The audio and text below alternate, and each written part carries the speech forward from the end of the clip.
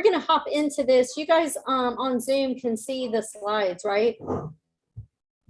I'll give you guys just some statistics. We're not going to be able to go through all of these slides, but again, you're going to get copies of it. But when you guys are really thinking about who is my ideal client, who do I want to serve, you got to understand a little bit more about that person, and getting a little insight in trying to guess their age. For me, it's a little bit easier because I see their birth date, but that helps a little bit of us having an understanding so we can figure out what problems they might have that we can solve, which is why these two classes are back to back. So there's the other day I went to First United. There was this leadership workshop that they were having. And there was an exercise that we were doing. And so I was at a table of 4. And the conversation was just so interesting. And I was just sitting back listening to the conversation. An older lady, when I say older, I think she was probably another 10, maybe 15 years older than I am. So, well, maybe not that much older. I'm 53. So she's probably in her 60s, maybe early 70s. Huh? I am still young. And the conversation was her and someone who was about 32 years old. And they were talking about the struggles that we have as employers now. And she made reference to the millennials and how the millennials, and this particular person was on the edge. She was on the bottom edge of a millennial. How they just haven't experienced, no, it wasn't. She was the next gen below. How they haven't experienced enough struggles, therefore they have no idea how to have good work ethic. And the response was, the struggles that we have experienced in our generation are ongoing. They don't have an end. And think about that. In the last couple, I can refer back to, in the mortgage business, the 08 bust. It had a beginning. We saw it lead up to the bust, and it ended. And we saw a rebound. They were born after that. And we've had 11 years of really basically a good run. But what if we had go on that drug on forever? Some of them were born about the time that we started the Saddam Hussein, and that drug on and on and on and on and on. I mean, think about all of the things that have all happened. Even the Vietnam War, as long as it was, it had a beginning and it had an end, and people came home. In their lifetime, they've had a lot of stuff go on. It didn't have the definitive end, a resolution. So in their mind, it's despair. Like, when all of these hard times going in for us, because they have experienced so much and they've not seen the rebound. Take COVID as an example. My grandkids, my granddaughter who's 14, almost 15, went through COVID. And it changed the way school was done. It directly affected the quality of her education for 2 years. She still not covered. They promoted her to high school. They had a whole freshman year of high schoolers who really would not qualify to be freshmen. But there were so many of them, they had no choice but to pass them. And did ever really have a resolution or an ending to COVID? Oh, my husband, I've been at home with him for the last 5 days with COVID. It's not over. And there's not been a solution. So to better understand those that we're seeing, those are our ideal clients, to understand the problems that they're dealing with, you have to understand their lifetime. of challenges, not just the challenge they're going to have in buying a home or selling a home. Personalities too in the teenage years. I have a granddaughter who used to be very outgoing. Yes. Feeling and all that, and now she's very Society due to it. We're still not done with understanding the impact that had. And there's not been like, we've been talking about a recession, a looming recession now for 2 years. Someone who's in the 28, 25, 26, 27, 28, they're thinking about buying a home, but they've heard about this recession coming for a while. Now they're talking about it, postponing it to next year's recession. They hear all of this doom and gloom. They're short funds for closing. They don't know what's right, what's wrong. Do we make a decision? Would it be smart for us to buy? Our price is going to go down because mom and dad said the last time there was recession that price went down. Well, mom and dad don't understand supply and demand issue that we have now because of the biggest group of home buyers, bigger than the baby boomers, or these kids that need homes, because mom and dad said, you got to get moved out of our house. You're on kid number 2. So understanding where people are coming from is why we are having this class. So who are your next gen buyers?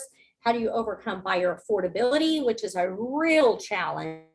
It's not even that I can't tell you how many times people that need a $1,200 to $1,500 month payment. And Zillow was showing them that they could get a $250,000 home for $1,500 a month. They have no money saved up. They need a home.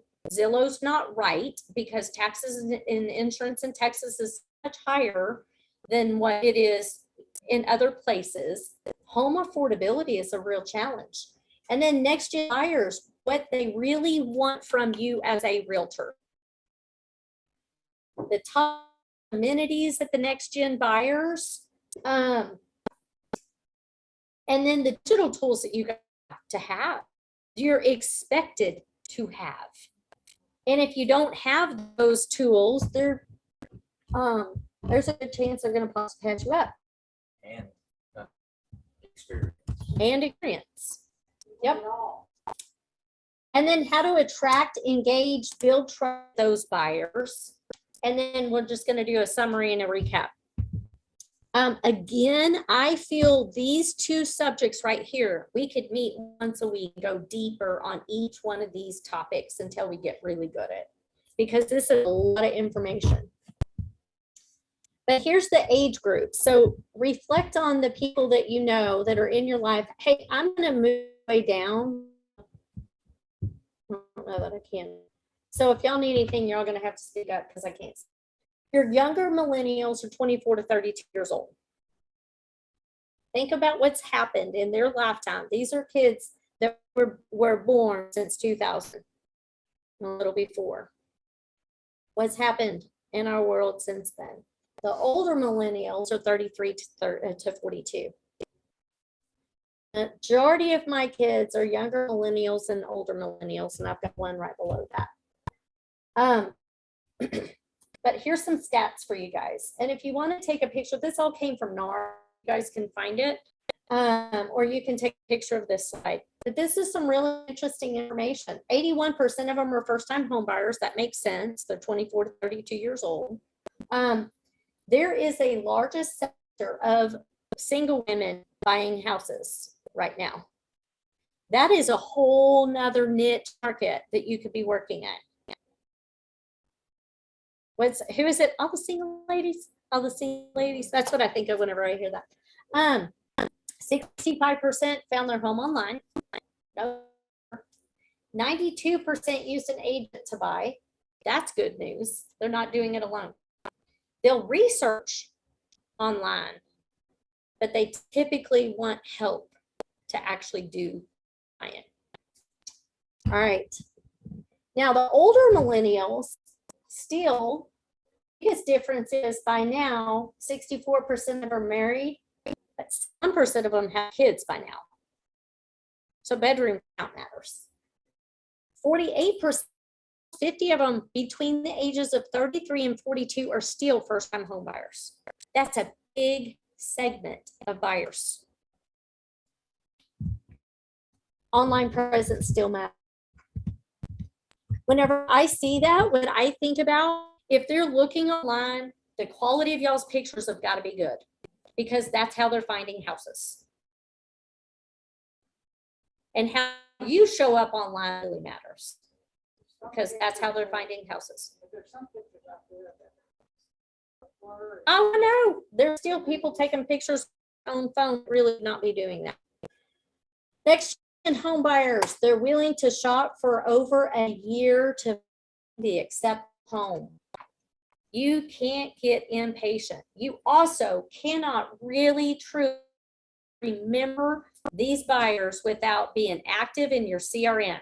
How many of you got in your CRM every single day?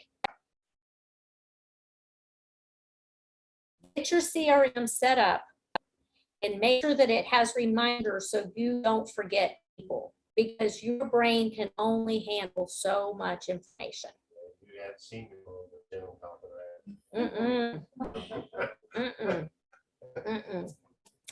that. I always thought I was good at staying in touch with people until I got my CRM, and there's just so many more people that I would have totally forgot about. Because if I asked, who did you talk to 3 weeks ago that had mentioned something about buying homes, that you told them that you would send something, you totally, you sent something to them, but now you follow back up with them. I can't remember my conversations from 3 weeks. And that's why that CRM is so important, because it takes them sometime to a year, and you're not the one staying in touch with them, they're likely going to forget you. They want homes with new technology, and don't think that just because you put a campaign that's enough. They've been shopping online for a long time, and you are not the only drip campaign that they are signed up on. That is not enough. And a drip campaign does not build relationships. It does not connect with somebody on a drip campaign. They want homes with new technology, and they digital buying experience because of convenience. Now, 54% desire to own a home of their own, and the age group is, look at that. Look, this is based on, oops, I almost stopped sharing, guys, just so we,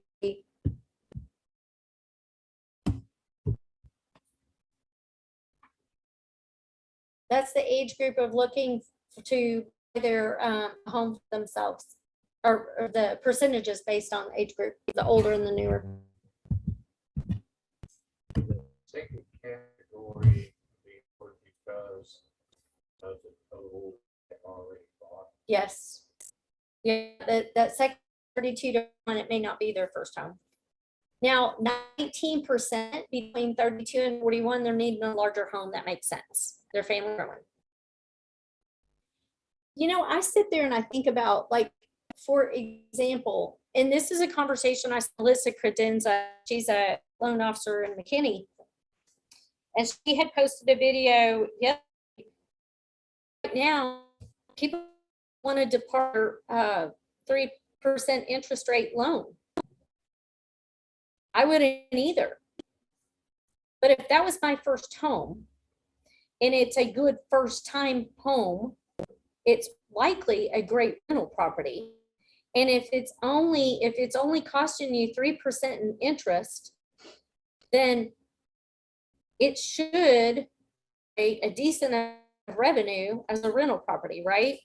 So if we can teach people how to buy a home with less money out of pocket, even if that means a little bit of seller concession, to let them keep this home, rent it out. You guys help them find a tenant to rent it out, and then help them go find their second home instead of departing that first home, instead of selling that first home.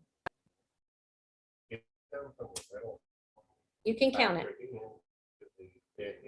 Yes, yes. Different loan programs require different requirements on that, but yes. And you need to find them a tenant before we close on the home, so that we could offset the payment with the rental income. It might be that it washes. So now DIYs can't afford to bump up. So that's a conversation we're not having online as much as we should. So the conversation, I think that's the hard one right now, is convincing that right, good time to buy. I posted the other day, and I have this chart that I can share with anybody that wants it, the cost of waiting. So, you know, I don't know if it's the right time for you to buy right now, but until we have a conversation and I work the numbers, you and so what is the cost of waiting versus what does it cost for you to go ahead and buy now? And you have to work the math.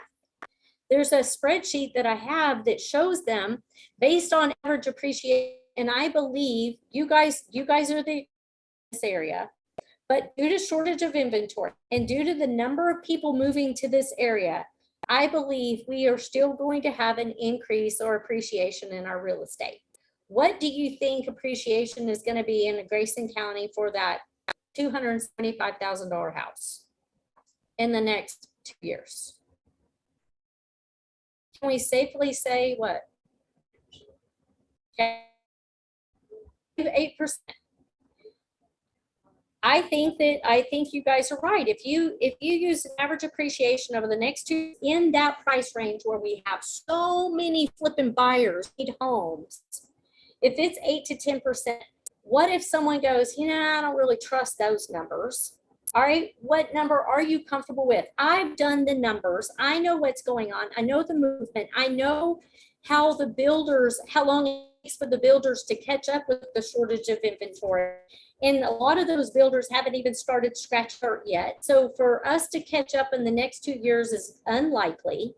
But let's just pretend that you're right and I'm wrong. What percentage do you feel is safe?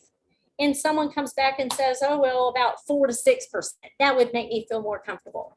So you put into the little calculator 5%. Let's just meet in the middle. I think it's 8 to 10. You think 4 to 6. Let's just say at an average appreciation 5%. How much more is the house going to cost you if you waited to buy for 2 years? Do the math. Where are you going to live between now and then? And what does that cost you every single month? Times 24. So you just threw this money away, paying 100% interest to whoever it is that you're paying this to, instead of buying a house, and you just agreed to pay this much more for the same house because you think now's not a good time to buy. How do those numbers make you feel? Does that help you understand that maybe now is a good time to buy? Can you afford to buy? How is your credit looking? What kind of payments can you afford? If you're paying $1,500 a month now, but knowing that an entry-level home is going to cost you around such and such a month, do you have the money for that? Can you still pay all your bills and bump up to what a house payment is going to cost so you don't cost yourself that much more money? Yeah. I'm experiencing something in my business that I don't know if you're seeing the same thing, is a massive role reversal. Yeah. As for the person different. But I'm seeing more that the woman's a leader of the house. Yep. The woman is making more money. Yep. The woman has the better credit rating. Yep. That Danny's experiencing role reverse, what he would consider role reversal, where the women are basically making they are the decision makers. In a lot of cases, they're making more money than the husbands, and they have better credit. I remember when I was in the car business, when I was selling cars, I always spoke to the woman because even back then, the woman was the decision maker. The majority of the time. And I think that that's even more the case. And I think part of that is because, well, yeah, that's what I was gonna say. I mean, I'm just using my frame of reference and the women in my, in her family. We do handle, we handle meal planning. We making sure that the groceries are within budget. We make sure that the kids are to ball practice and the games and their uniforms are clean and they're ready to go, that the homework is done and they're in bath and bed at the right time. I think we're just so used to handling all of that, that get out of the way, I'm gonna handle the house purchase too. And I'll tell you which house we're gonna buy. I mean, like, really, I think that that has a lot to do with it. We're so used to handling everything else. It's like, we're just gonna handle this too. I am so surprised that when I take, you know, a couple of first time buyers, especially, the lady is going through every closet and everything, and the guy is out in the driveway kicking rock. I mean, Yeah, it just, yeah. It amazes me. Yeah. But you know what, Danny, a lot of those guys too, I mean, like my husband, I would be inside doing that and he'd be doing the perimeter of the house and looking the gutters and the eaves and the roof and the foundation and all of that. But these younger guys aren't even trained to do that. No. They don't even They know don't what have to clue. look for. Yeah. That's where we get an opportunity to be the educator, to empower them through education. Hey, while she's in, let me show you around the house some things I see that you might have to address later on this house. Do you know how to do that? When you get, if you see yourself living here and this works for you, when it comes time, you're going to need to clean those gutters. And I'm happy to show you how to do that. In fact, I can record a video. You know what I mean? Like, you all of a sudden become that person who didn't teach them that stuff. There's that YouTube, there's this guy on YouTube that kids are following, and it's like all the things that dad never taught you to do, like tying a tie and like all of the basics. And his YouTube is blowing up because dad didn't teach them those things. That's the problem. Right. But, you know, it's also the, especially first time home buyers, younger ones, it's her dad that has to attend Right. and look at the house. Huh? Yeah. Because she told her dad to show up. Yep. The other thing that we're seeing a lot of right now because of affordability is multi-generational living. So I know that there's some people that it's taken them forever to find a house because they need something where there's almost extra suites, which is why some of the Stone Hollow homes went over so well. And I think they're still doing that same floor plan where there's a master on top and there's a master on bottom, because they understand multi-generational living. But the one problem we haven't solved around here is, and we've talked about classes before, is the accessory dwelling units. Like, we gotta get good at even knowing what can be put on a city lot as additional living, so that a granny pod could be turned into, you know, just a little efficiency. Especially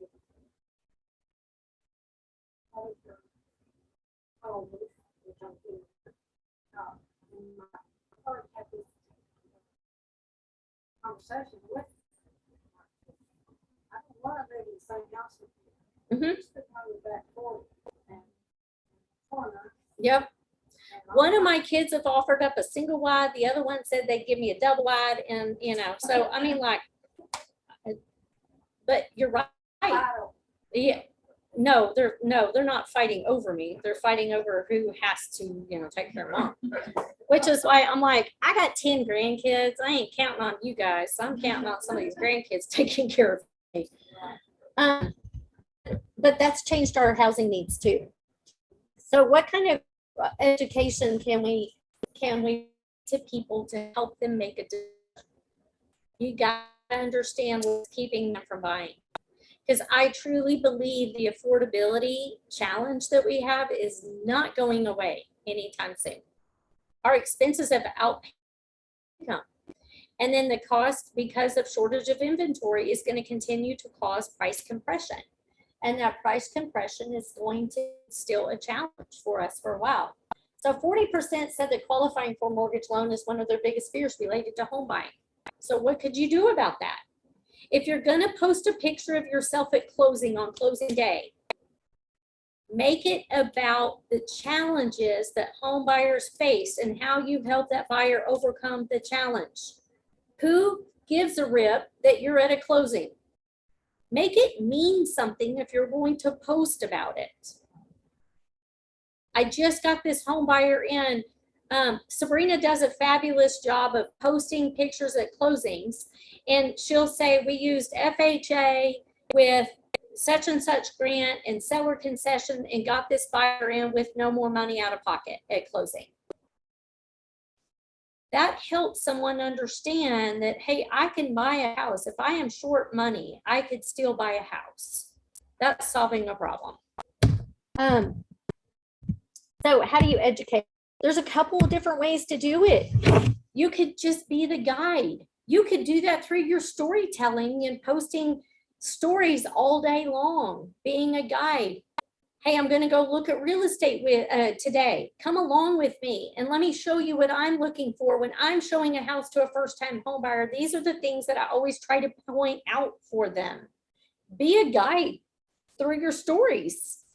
You could take that whole collage and turn it into a reel really easy by just going into Facebook, Reels, multiple photos, and just picking all these photos and just tell the story in a reel of, you know, these are the things I point out for my first-time home buyers.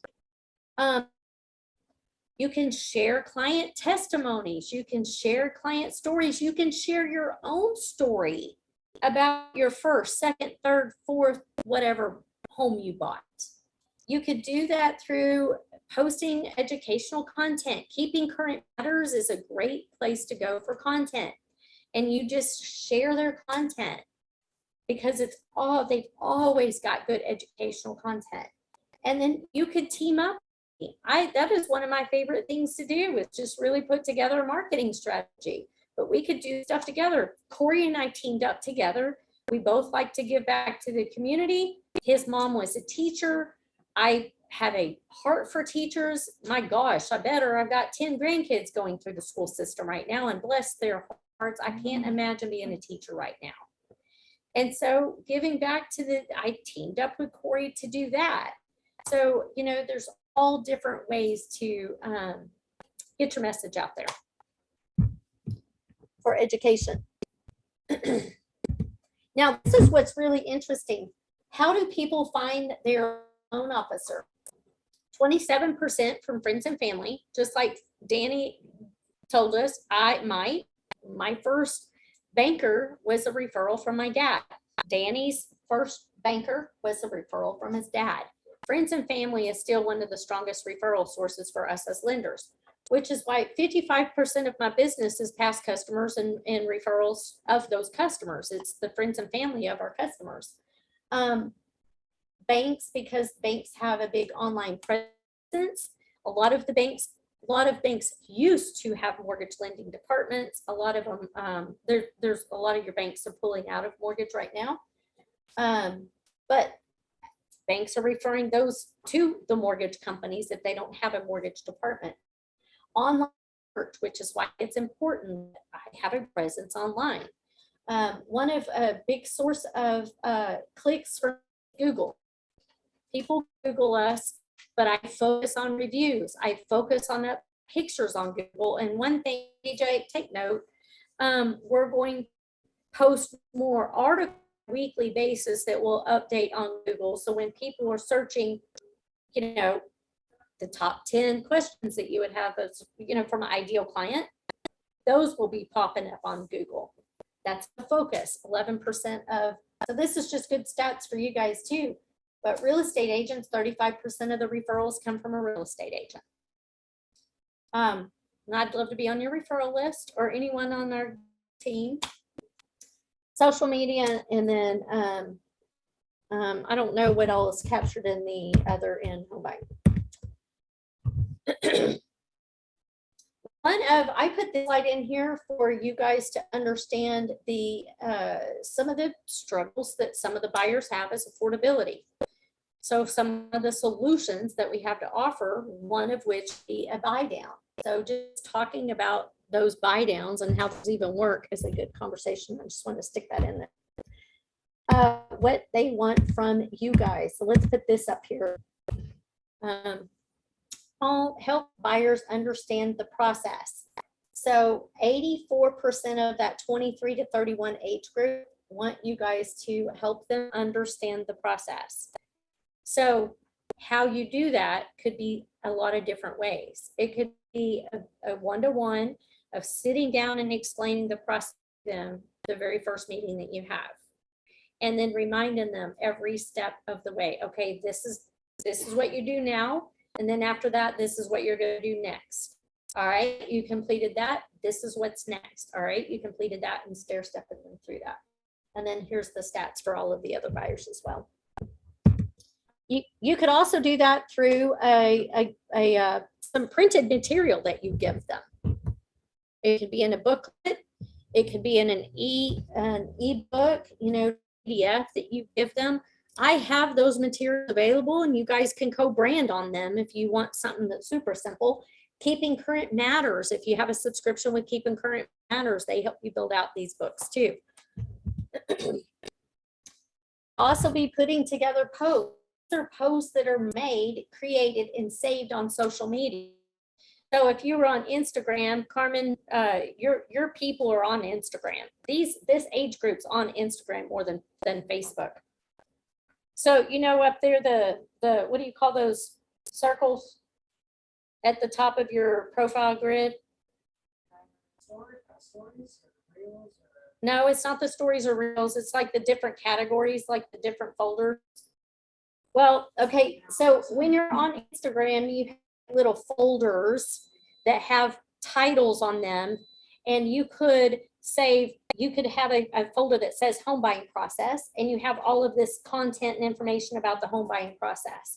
And then you could have another one that says, if you were big on relocating, you could have a whole thing on easy ways to relocate across the states or something like that, and then you just save all of this content in those folders for you to repurpose. Now, these are the benefits. This is how the benefits are rated based on the different buyers. So buyers, 58% of your buyers expect you to point out unnoticed property features and faults, which is why it would be a good branding idea if you went and just viewed properties and taught people how to view properties, the proper way to look at a house. If I were your dad and I went along to go look at a house because you wanted my advice, these are the things that I would point out on this house. Now, you be really careful about identifying that house, because I don't know what y'all's rules, regulations are about pointing things out from a liability point. Maybe you do that on your own house. I don't know, or get permission from somebody.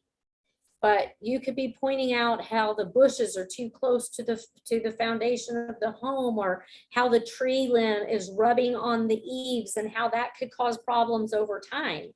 Like, showing those features is a good way for you to show buyers that I know how to point out the features and faults of a property.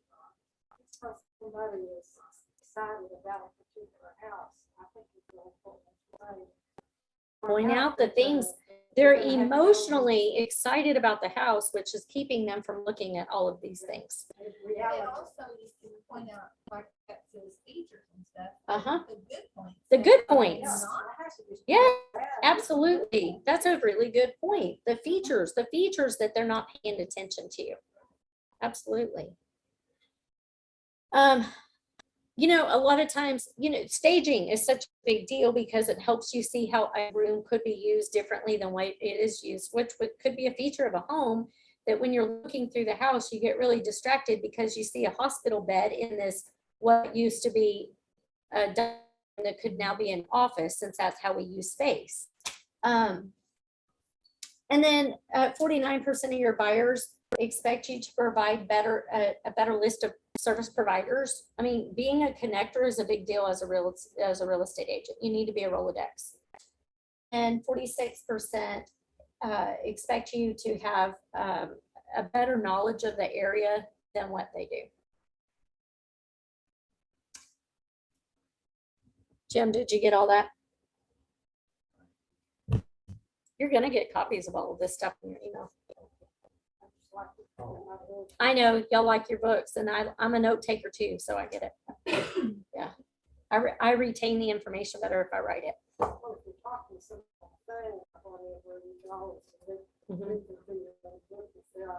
Yeah, it's right there instead of trying to go through your emails and find a slide. Yeah.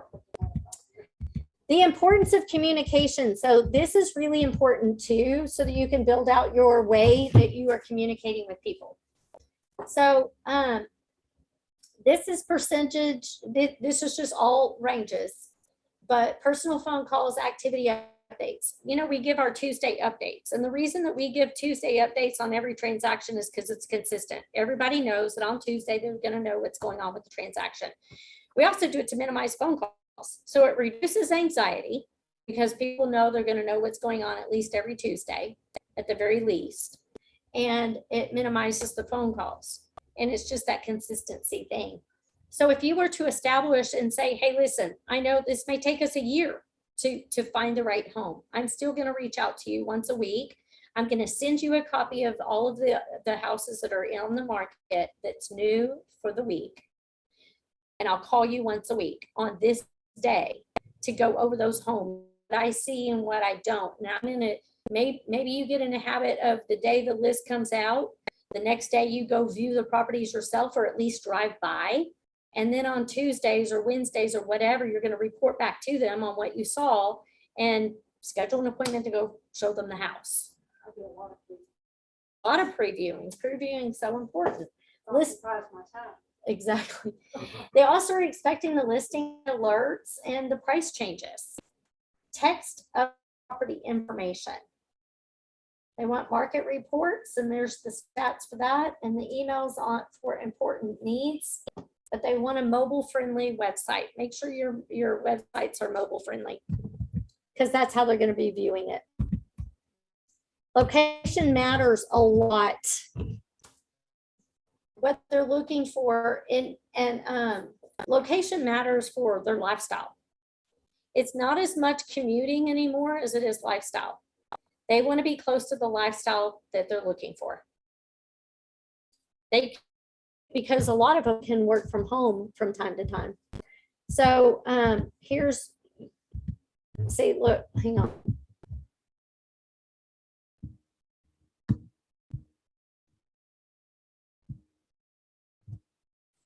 All right. There's your stats there. Jim, are you writing?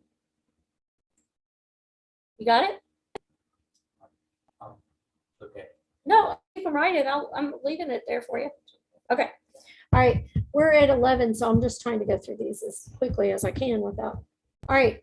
Home office matters, outdoor space, turnkey ready. They're looking for turnkey ready. And some of the tools that they're expecting you to have. And those online reviews are so important. Video is important. You got to get yourself out there. They expect videos of the house. They expect videos of you. A CRM is going to help you keep everything consistent and together for your follow-up. Social media presence, and we've had lots of classes on that. But if you need help in that area, I'm happy to help. And then apps just to make it more convenient for that whole entire process. There's a couple of different resources that we'll provide in slides that'll show you different ways to provide the technology that they're looking for. And then really double down on your social media. Whoever it is that you're wanting to do business with, you need to know what their problems are, solve their problems, provide education, provide the information that they're looking for, and attract those. All right. Anybody have any questions that we did not cover?